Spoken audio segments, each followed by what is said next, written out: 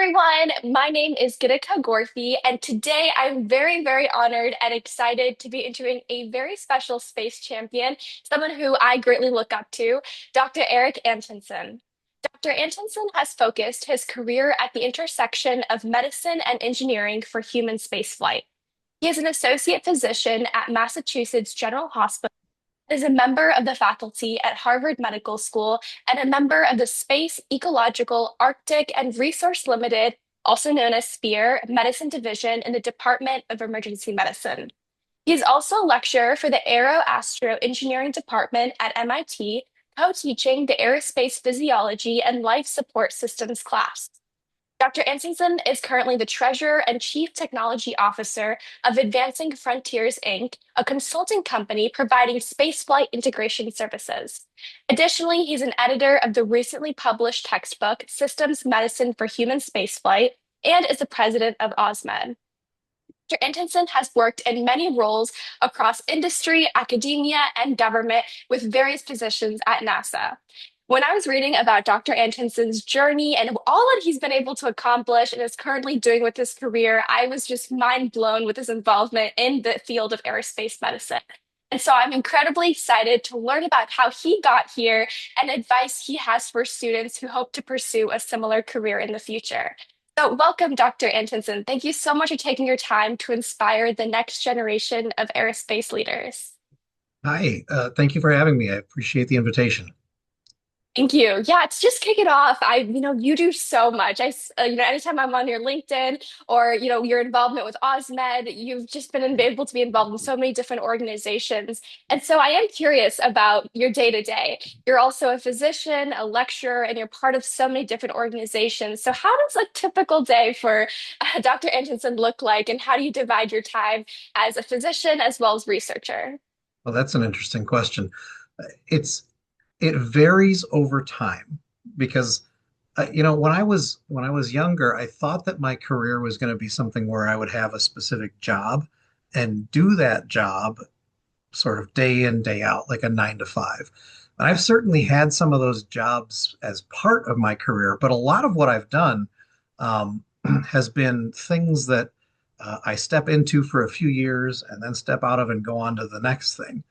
Um, when I became a physician, it was actually after I had already done my bachelor's, master's, and PhD in aerospace engineering, and the the physician aspect of it has been the through line for many years now for my career. I continue all the time to maintain active practice in emergency medicine. Sometimes it's 80 to 100% of my time, and sometimes it's as low as like 20 to 30% of my time, depending on what other work that I'm kind of doing as I go. So, for example, when I was at NASA, um, when I started as the element scientist of exploration medical capabilities, I was doing about 80% of my time at NASA at Johnson Space Center and about 20% of my time seeing patients at Ben Taub Hospital in Houston.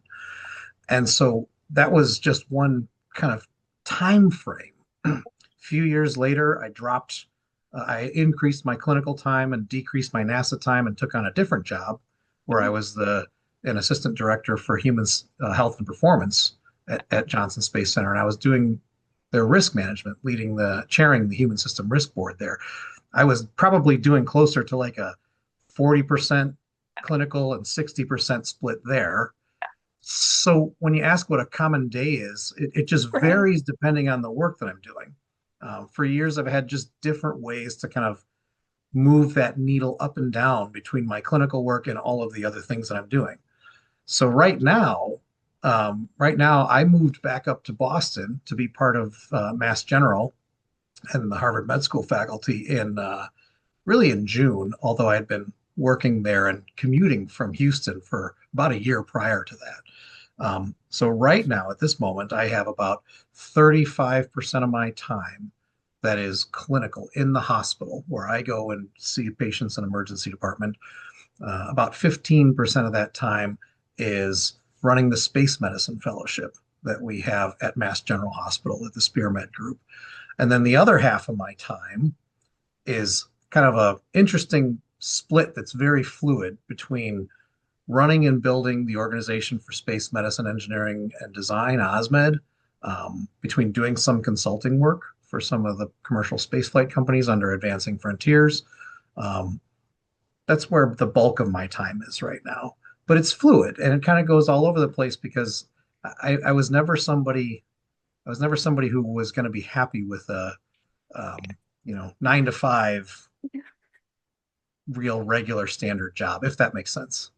That completely does. And I feel like that like fits the vibe of especially like a lot of interdisciplinary aerospace professionals. I feel like there's just so many aspects. You want that fluidity, not that structured same thing every single day. It's like you take it by the different opportunities and the different projects you're working on, which definitely makes a lot of sense. And when I was one of the really cool things, especially about MIT's, I think, AeroAstro program, is their human systems laboratory. And I know they do some incredible research to understand human physiology in spaceflight and microgravity environments.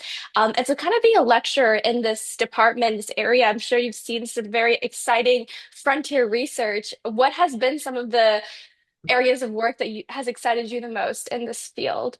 Yeah, so the Aerospace Physiology Laboratory at MIT is run by Lonnie Peterson, and she's a fantastic professor over there. I'm always floored by just how much energy she has and how much she can do. So we have partnered with her at SpearMed. And so I also, when I teach at MIT, I'm generally co-teaching a class with her. So Okay. we'll take half the load each for that, which allows me to help my colleague and get her some free time back. But also on the research side, our fellows, our space medicine fellows, they take the courses, they see the same things that the graduate students see, and we work this as a way to try to bring together different areas of expertise at the student level. And you might be aware, MIT and Harvard have a Health Sciences and Technology program, HST, which has their graduate students taking courses with medical students. In some cases, it's the MD, PhD program. So we develop courses for that. I help with some of the admissions stuff. But in her research lab, I mean, she's doing fascinating work. And because of the partnership that we have, she was able to bring several of us on to zero G flights at different times throughout the last year. So I was able to go on with Stuart Harris because we use ultrasound in our regular clinical lives all the time, right? It's a regular tool that we use. They were doing lower body negative pressure evaluation of the vasculature, and so she needed people who could both, didn't need to be trained on how to use the ultrasound to get the measurements they were doing, but could also be test subjects in the lower body negative pressure. So I got to go on the flights. I got to take all the measurements. I made it to 27 parabolas before I threw up. It was a lot of fun. Yeah. And so it's fascinating the way that these things overlap because the work that she does in her lab, at least that particular project, Yeah. is a way of simulating hemorrhage and blood loss. So it has applications for like pre-hospital things and military and all that, but also applications when we start thinking about evacuating people from orbit, for example. What levels of micro or gravitational exposure can they tolerate? And so some of the most fascinating research I've seen, and I'm reading for one of our PhD students for their dissertation this semester, and I just am blown away by the work that they're able to do. So it's really a treat to be able to kind of cross these boundaries and to learn from these folks who are doing amazing research like this. And it's helpful to be able to bring them the clinical aspects of things too, and to have them come and shadow us in the hospital or work with us on device development and stuff that's applicable to terrestrial problems as well as space medicine problems. Specifically, what do you think are the major problems, I guess, for organizations like NASA or, private companies like SpaceX, Blue Origin?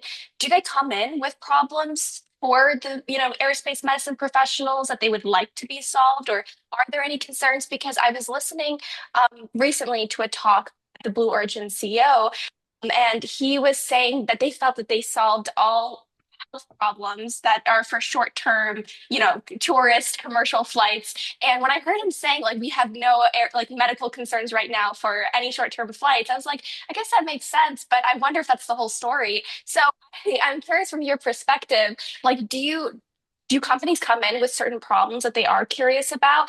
And I think it's more for short-term space flight. I'm sure there are a lot more questions for long-term space flight. What are the biggest concerns that companies, organizations have?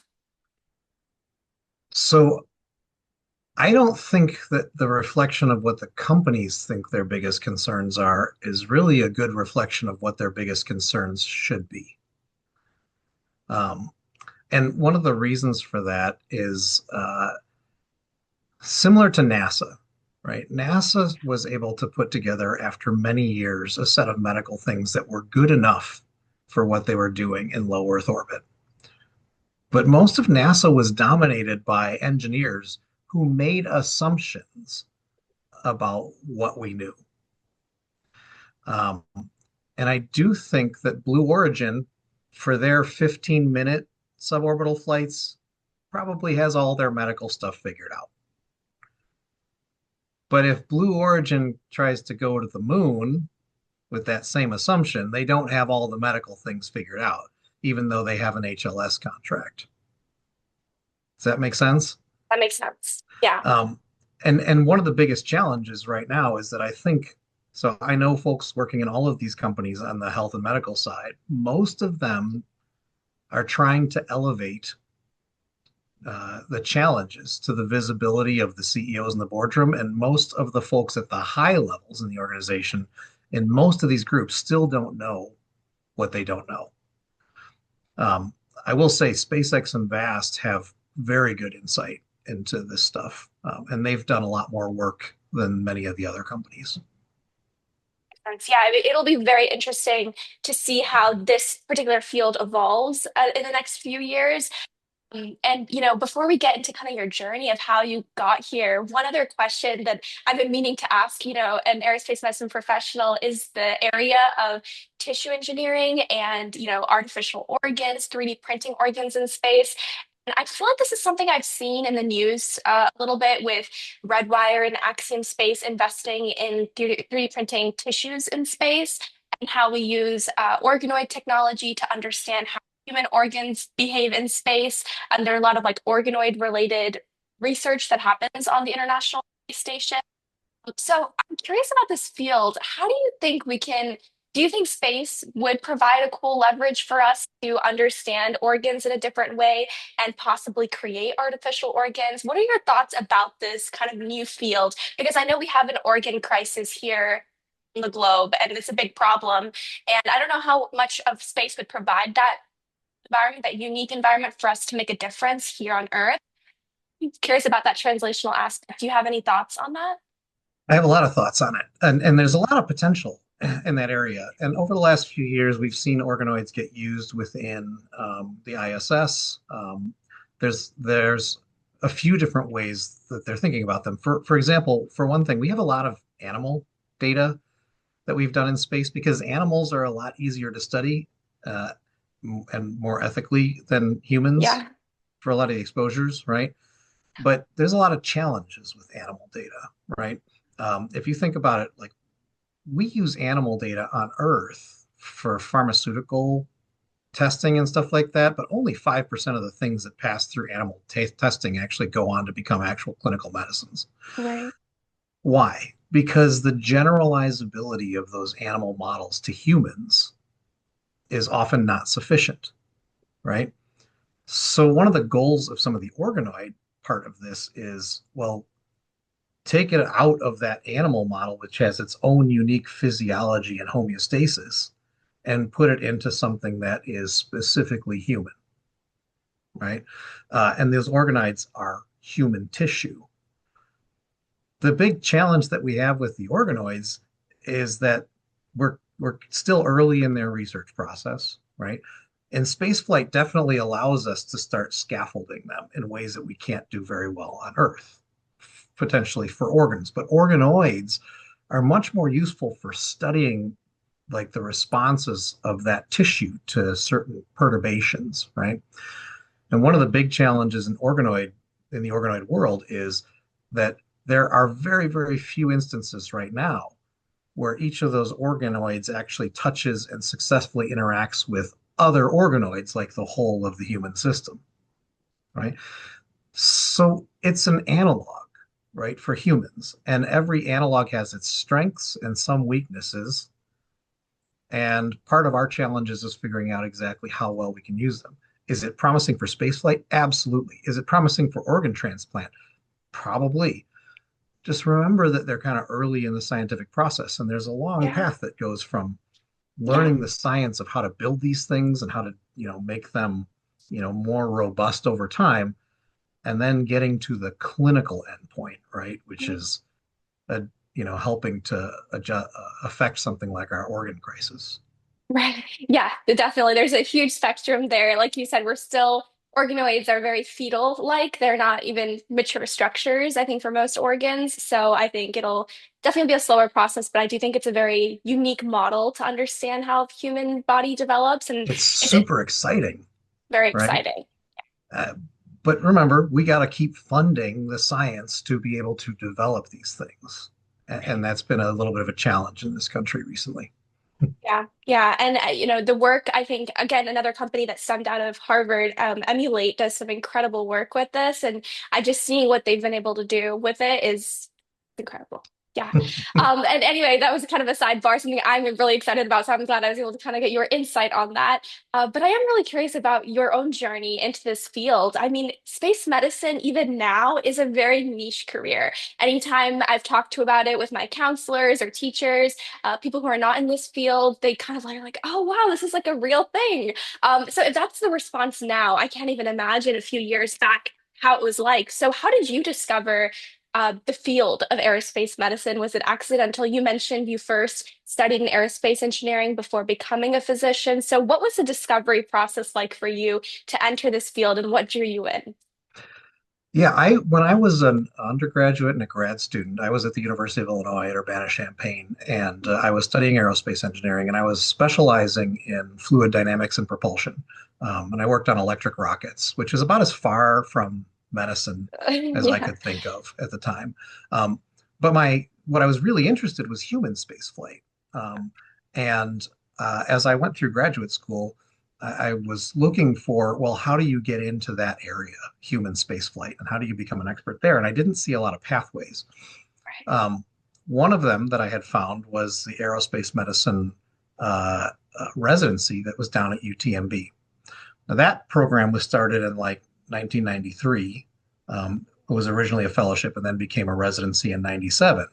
And it was built, as a combination between NASA and UTMB because they needed ways to train their physicians who are coming in and working as flight surgeons. Um, and so that was really one of the only pathways to getting into the aerospace medicine domain, which I'll differentiate from space medicine, right? Aerospace medicine is board certified by the preventive medicine boards, and it mixes both the aviation world and the space world. I've never been that interested in the aviation side of things. I kind of felt like it was a mature industry, and even though there were cutting edge things that were being done there, especially in the military, my interest was always in space. When you go to space, everything changes, and that's what fascinates me. Um, So that was really one of the only places that I saw. But I wanted to be an astronaut. So I thought to myself, well, how can I be competitive for astronaut selection? And the way that I think I can do that was by getting my PhD in aerospace engineering and then also getting an MD. And then I would be, both deep and broad in things that are relevant to the program. And so the University of Illinois had a program there called the Medical Scholars Program, which took weirdos who were willing to do MDs and combine them with PhDs in some what at the time were odd areas, right? Right. To me, it never seemed odd. Yeah. Like if you It put made a human in sense. space, there's going to be a medical Right. component to it. It's just seemed to always make sense. But I'll tell you, my own PhD advisor at the time told me not to go do that. He said it was a terrible idea. And then when that failed, the head of the department for aerospace engineering came and talked to me and also told me that I'd be throwing my life away because I just spent all this time building out this expertise in this area, and why wasn't I going to go use that to make a career? Right. Uh, and so I got a lot of pushback at the time. There was nobody that I could identify that was, doing what I wanted to do, which was to combine aerospace. I mean, I thought about things like spacesuits. Like, how the hell do you design those things if you don't have engineers and people who understand the human, right? Yeah. And the same thing with the vehicles. So I figured it needed to be out there someplace, right? Mhm. And how I would go and get the education, and then I'd figure out where that someplace was. Mm, So I did, and I went through medical school, and I kind of used it as my excuse to go do all sorts of interesting things, right? I yeah. just wanted to learn. So, for example, between my third and fourth year of medical school, I got a NIH fellowship to go study AIDS in Africa. And I lived in Zambia for a year between my third and fourth year of med school. I went down to South America and took classes down there in the hospitals and stuff like that. I kind of used Amazing. it as my excuse to just go explore and have fun Yes. while I Yeah. was learning. And I said, all of these things I think will eventually be useful to me, Yeah. which they very much were. Um, because once I got to the end of residency and I decided to go through emergency medicine, um, and that was a 4-year program, right? So it was a Mhm. very long educational pathway. From undergraduate through my residency was 20 years. Um, so, but I was having fun and I was learning, so I enjoyed myself. So Yeah. I get through my residency and I went down for as faculty to Baylor College of Medicine, which was in Houston because they had a Right. center for space medicine there. Yeah. And I thought, all right, well, this is a good place for me to go try that out. And I had one of the couple of the projects that I had worked on during residency, because instead of going to the emergency medicine conferences, I would go to the aerospace medicine conferences. So I met lots of friends and hung out with them, and some of that led to me being able to be a volunteer for Felix Baumgartner's jump from the edge of space. Oh, And wow. then some of us built out our own companies and supported Alan Eustace when he broke Felix Baumgartner's record. So we had these backgrounds, and I was turning in these circles and just taking on projects wherever I could. Yeah. So that through a friendship with Sharmi Watkins, who was one of the docs at NASA, who was the EXMC element scientist, when she was getting ready to move on for her role, she called me and she said, "You should take on this role." And so I went and interviewed and became the element scientist for exploration medical capabilities. And that was the place where I found, NASA specifically had somebody who needed to tie the engineering together with the Right. medicine and make, what is it that you're going to do to Yeah. keep people healthy in space? Now, the ISS had been flying, right, since 98 Yeah. and crewed since 2000. So they had a way of doing things, but their engineering had been largely done. The design process had been done back in the 90s, Right. right? So most of what I saw in aerospace medicine, the flight surgeons were taking care of the astronauts who Right. are the healthiest people on Earth, uh, helping, like doing medical operations stuff, which I think was fascinating. But what almost none of them were involved with at the time was how do you design the next systems? And that's where the commercial industry was going. This was back in 2015, when I started at EXMC. Yeah. So we could see that the commercial industry was going this way. We could see that the Artemis program was coming. Yeah. And so I took EXMC and I said, wow, this is a very real thing because in 5 to 10 years, right, these new vehicles are going to be flying and these new missions are going to be happening. And here we are in 2025 with Artemis 2 coming up next year. We've had people flying on SpaceX since 2021, Yeah. right? And so what I thought was important was to try to create pathways, both create what it is that the systems should look like for these things, because NASA, they sort of had a cobbled together system. The check system, the crew healthcare system was very cobbled together. We thought it was important to develop systems medicine and systems engineering together. And so we developed that over many years, actually, between me and my successor, Chris Leanhart. Um, and now uh, that's a lot of what I work on is that interdisciplinary connection, how to get a lot of the work that we did out and published, how to make sure that we educate people to do those things. So that's part of why I started the Space Medicine Fellowship at MGB. It's a big reason why I founded OSMED with several other folks, to try to make sure that we corrected the things that we saw were challenges in the industry, which was a lot of experts really didn't know how to talk to each other, um, to move these things forward. So that's a bit of my story. I don't know if that answers your question.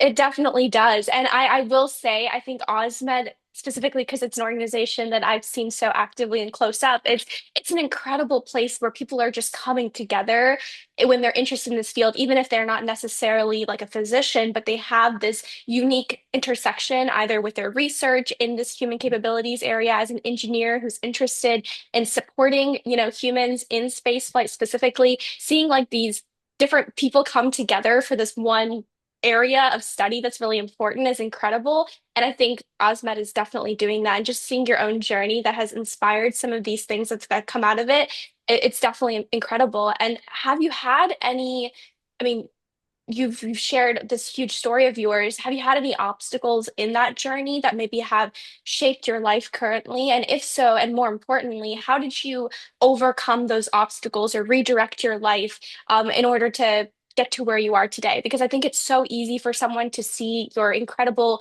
background and your research and your education and be like, oh, he just was incredibly talented and smart, which you definitely are. But I am wondering what if you had any obstacles and how you were able to overcome them.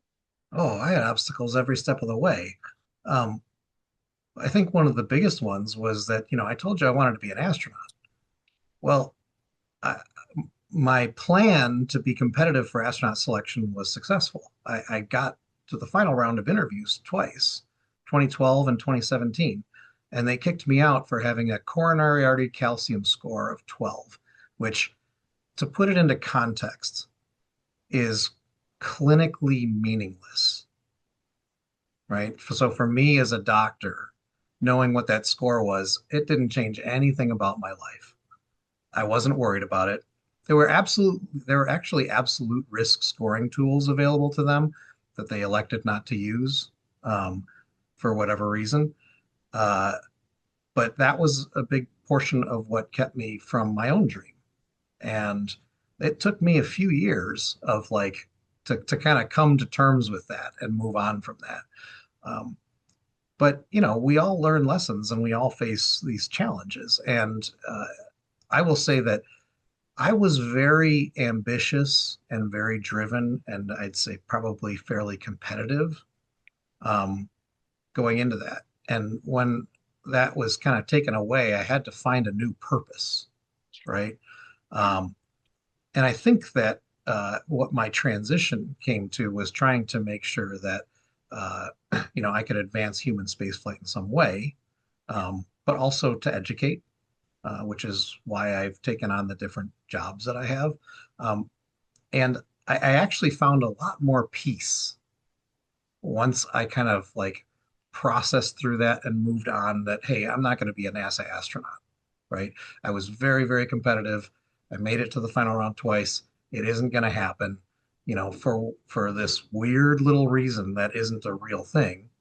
But I'm actually a lot more at peace and kind of happier with my life now because trying to become an astronaut was like trying to fit myself into somebody else's expectations, right? And now where I'm at, I don't have anybody else's expectations to live up to. It's really more of a choose your own adventure of what do I think is going to be fun and hopefully effective, for myself and for people that I work with. So, building OSMED was a labor of love. And I'll tell you another secret. Uh, Everybody always asks me, well, what do you want this thing to be? Right? Whether it's the fellowship at MGH or OSMED or other things. And the secret is, I don't really know, right? I don't have an answer for all these people when I start a project of what the perfect outcome is. I'm usually doing a project because I'm enjoying it and I think it's useful, not because I have some roadmap in my mind. And so the more that I interact with people and take their ideas in and help, and kind of build things with them, the more that some of these things become organic and grow into something that's either really useful or maybe sometimes they die on the vine. But that's one of my biggest, I almost want to say a pet peeve, right? Of everybody in the industry around me is like, well, tell me where you're taking this. Well, what do you want this to be? All these sort of things. That is not a creative process. That's a business driven ROI conversation, right? And the most fun that I have is when I'm not responding to those things and building the things that I think are useful. So, in some way, I want to make sure that you hear that from people who are professionals, that you're going to hear a lot of feedback on how it should be done. Listen to yourself, right?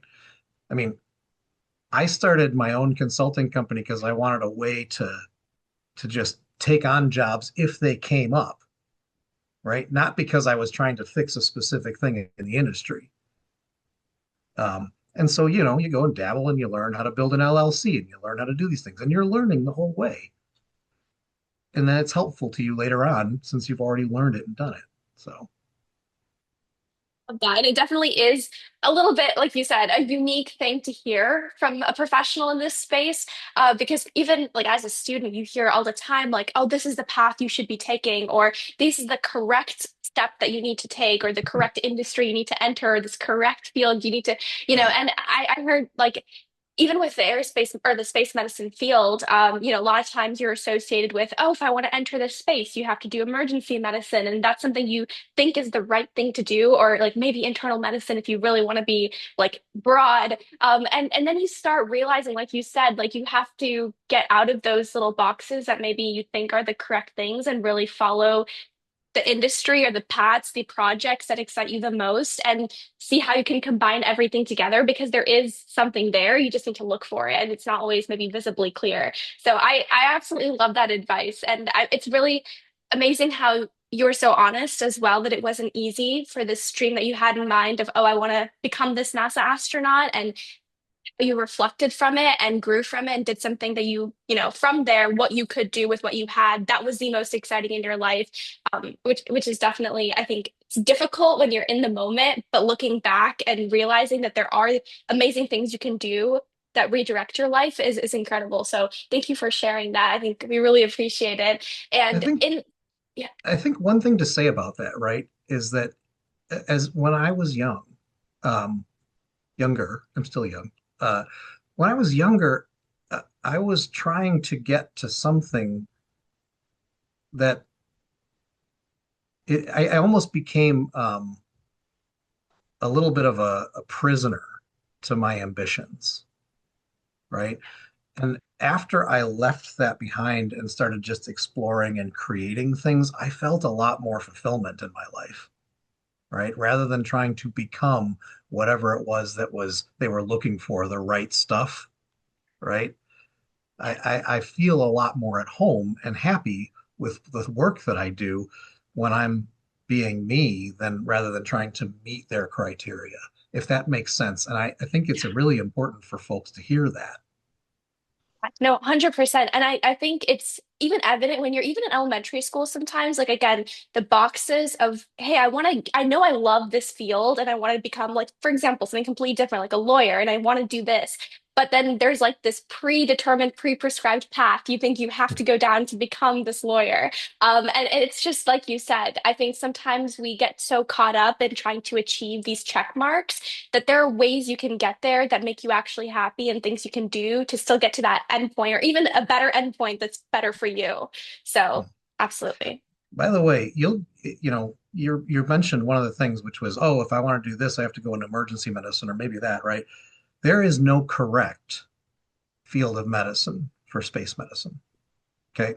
And this is one of the things that kind of drives me nuts is that you'll get this from a lot of different doctors and people who maybe just don't have the imagination to be able to create something better. But if you're going to go into something like medicine, If you're going to spend in the US at least 4 years in med school and 3 to 7 years in residency training, that's a lot of time and a lot of investment. You better be doing the type of medicine you like. Because if you're doing a type of medicine you don't like just because you think it's going to get you someplace, you are going to be miserable, right? So if you were to go and do medicine and feel really pulled to go become an infectious disease specialist or an endocrinologist or whatever it is, right? You need to follow that pull, not a pathway that somebody else is trying to prescribe. Because every single one of those things can be related back to human spaceflight if that's where your passion is. Exactly. Yeah. And I think I had that moment of realization when I went to the aerospace medicine scientific meeting and I met like neurosurgeons, neuroscientists, and like cardiologists. And I was like, oh my God, you're a cardiologist and you're doing this and you're excited about it. So it was amazing to see just at that scientific meeting how basically almost every sector of medicine was represented, which is magical. One of the, final few questions, I mean, the final two questions that I had for you. One was around aerospace medicine as a future career and space medicine as an industry. I guess if you had to predict, I know things are rapidly changing, but in the next 5 to 10 years, especially in space medicine and aerospace medicine, how do you see this? Not just industry evolving, but maybe the educational space around the acceptance of space medicine as, someone who wants to pursue it changing. How do you see this overall field evolving both educationally, academically, as well as in industry? It's a really interesting question at this time. And the reason why is because, as I mentioned before, right, TMB was really the only place where you could do space medicine for a very long time. Um, the aerospace medicine training programs, three of them were in the military, and they focused on aviation for the military, right? The military was not sending people to space. It still isn't, even regardless of what you hear from Space Force, right? They'll tell you they sent these people to space. It was NASA that sent those people to space. And so far, the Space Force has given them titles in the Space Force so they could say they sent them to space, right? Mhm. They're not doing it yet. So, really, the aerospace medicine training programs are three military, one at UTMB, which is really space medicine that has been doing it with NASA for a long time, and then other programs have come and gone. Mayo was open until not too long ago, and then Bob Haddon left and went back to NASA, and now they're trying to reopen it in Jacksonville. So it's always been a small field, right? But like I said before, aerospace medicine has two things that are unique. One is its preventive medicine specialty. Two is it involves a lot of aviation, right? We were unsatisfied with that. So we started new space medicine fellowships. I started working on this problem really in 2021. Um, and we partner at MGH. We partner with the other fellowships that are out there as part of a Space Medicine Fellowship Council to create formal pathways for this. So UCLA, UT Houston, the APEX program in Arizona, um, other places are thinking about starting them, haven't yet. Yeah. Um, we partner with SpaceX, we partner with VASTs, commercial clients. We rotate folks. We at SpearMed think that space medicine is part of really more like wilderness medicine than it is Yeah. like preventive medicine in the future because it's austere and resource limited, which Right. is really the definition of wilderness medicine. So we see it as on a spectrum with wilderness medicine on one side, low technology, and space medicine on the other side, high technology, but still both austere and resource limited.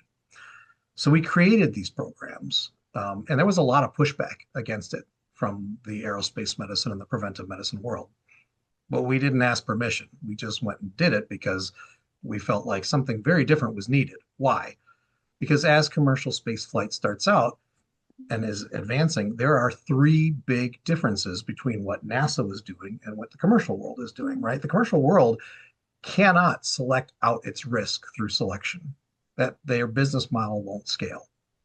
So they need to be able to fly more people with more medical problems. So the people who fly are changing and they're bringing more medical risk, right? The vehicles and the systems that the commercial world is working with are being developed now. So physicians need to understand how and be trained in how to interface with the engineers and the designers that are building those systems to make sure that the medical and human needs are represented in those systems. And so our fellows rotate at like VAST, for example, and they have input on that, on what goes into the systems, right? And they have to interface with the engineers on a regular basis. Um, so the people are changing, the vehicles are changing because they're all new, and the reasons people are flying are changing, right? NASA astronauts and government astronauts go up there to do a specific mission. The a lot of people are flying to space now because they just want to see it, right? Yeah. Space tourism. And that and other reasons are going to start becoming the motivation, right? Business reasons and arts reasons and other things. And if we want to have an economy in space, we need to encourage all those things, right? So we built out the new space medicine programs as a way to try to help both answer the need for training to be able ready to address those changing needs, um, and to help push the industry forward into those domains. Um, Not selecting people out, but helping to accommodate them so they can fly. And if you saw recently, Blue Origin just put up the Yeah. first wheelchair user, right? They worked with a group called Astro Access. Yeah. We've also worked with both at OSMED and MGB, Mhm. at SpearMed, um, because we think it's critically important, right? You can either reduce the risk for humans in spaceflight by taking them out of the system, or you could reduce the risk by including a whole bunch of medical capabilities, or you can reduce the risk by designing the systems to accommodate human differences and needs from the beginning, right? And so we're moving out of that domain where you select out the risk and into the domain where if you really want to be able to do this and make an industry of it, you got to design these things in from the beginning, which NASA really was not very good at for a very long time.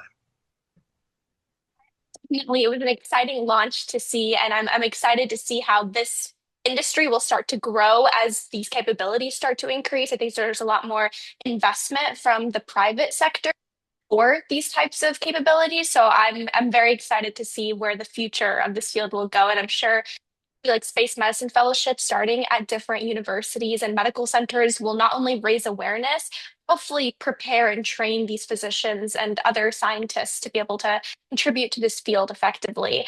And so now that we were able to learn a little bit about this field as well as your journey, the final question I asked every single interviewee, and you've given plenty of advice throughout this interview, but just to kind of go back, if you could go back in time to your younger self, maybe 10, 15, 20 years ago, and give yourself a piece of advice, what would that advice be? Hmm. I didn't have a term for what I was doing, right? When I was growing up, the way that people talked about expertise and skill really was kind of wrapped around like looking at like piano prodigies or like Tiger Woods or somebody who had trained in this one thing forever and gotten so good at it that their mastery was undisputed, right? And that is one way to do things in the world, but it is not the only way. And for me, I was never going to be that person. So eventually, along the lines, I read a book called Range by David Epstein, Why Generalists Succeed Where Specialists Fail. And what it really did was kind of open my eyes to what I was already doing, but gave me a name for it. The name was called affinity matching, right? Trying things out to see what fit along my own path of life and my own path of my career, rather than just making a decision when I was young and saying this is the only thing that can be successful, that is the picture of success for me. Being open to bouncing around and trying things out, I got so much feedback that that was the wrong way to do it. Like I said, my advisor told me it was a bad idea. My department chair told me it was a bad idea. I even went when I was trying to apply for, like, do the med school courses and start looking at applying for med school. I went to one of the med school counselors, and the woman, after hearing what I wanted to do, was like, well, I don't think I want to go see a doctor whose whole goal isn't just taking care of patients. And I was like, who do you think designs your ambulances and your helicopters that extract people. Like engineers and doctors have to work together in these fields, right? So I had to explain myself every step of the way. But really, what I was doing was trying things out, trying to see what resonated with me. And because I would try things out and go with it for a while and then maybe try the next thing, some people saw that as starts and fits. But you remember where I told you that I went and worked in Africa for a year, right? In a research. So what I was doing there was I was in a research lab in Africa that they were building out to try to help, the clinics with measuring CD4 counts for African patients, right? Mhm. My background in engineering was perfect for that. I helped them with their electronics. I became certified in South Africa as a repair and maintenance engineer for the Wow. flow cytometers. And I redesigned their whole maintenance schedule because these things were designed at the time to process, in major cities in the US, maybe 20 vials of blood a month. And they were doing like 800 a month in Africa because the AIDS crisis was so bad, right? So they were clogging up the machines and they weren't working right. So I got to take my engineering and go help get it all working right. And I set up a local area network there to because they were relying on the trucks to bring paper lab results to the clinics. And the patients might walk from miles around and then just be told, go home. We don't have your information. We didn't get the piece of paper from the truck, right? My engineering found ways to help in all of these things. And I learned so much about the lab and how it worked that I was able to take into my medical practice because I know and understand how those machines work now, right? So I was affinity matching, but all of the things that I was doing were learning skills that would help me later in the jobs that I was doing. I didn't know it at the time, right? So just because somebody says you need to choose something and stick with it doesn't mean they know what the hell they're talking about. I think that honestly is the best way to, wrap this interview up. And it really speaks to most aerospace professionals, aerospace medicine professionals specifically. I think you really paved the way for future aerospace medicine students and space medicine enthusiasts. Um, it's very clear with your journey that there is not one correct path to entering this field and following your heart into combining things you enjoy, whether it's in engineering and medicine together or even something completely different, and just finding your niche in this area, a problem you want to solve, a place you want to contribute to. And I really can say, I think hearing those words from you as someone who's going through this field myself, it's very comforting to know that there isn't that one correct path. And being a part of AMSRO and ASMED, a lot of other organizations for people who are interested in aerospace medicine, it is very comforting to hear your own story and the way you've been able to take your skills and to do what you are doing right now to contribute in a productive way. So really, thank you so much, Dr. Antonsen, for sharing your journey with us today and all that you are doing. I'm incredibly excited to see how this industry will change and how future students will continue to grow in this industry as the space industry continues to evolve. So, thank you for sharing your insights today with us. I'm happy to, and I'm glad and hope it's helpful. Thank you. It definitely was. Definitely was. Thank you.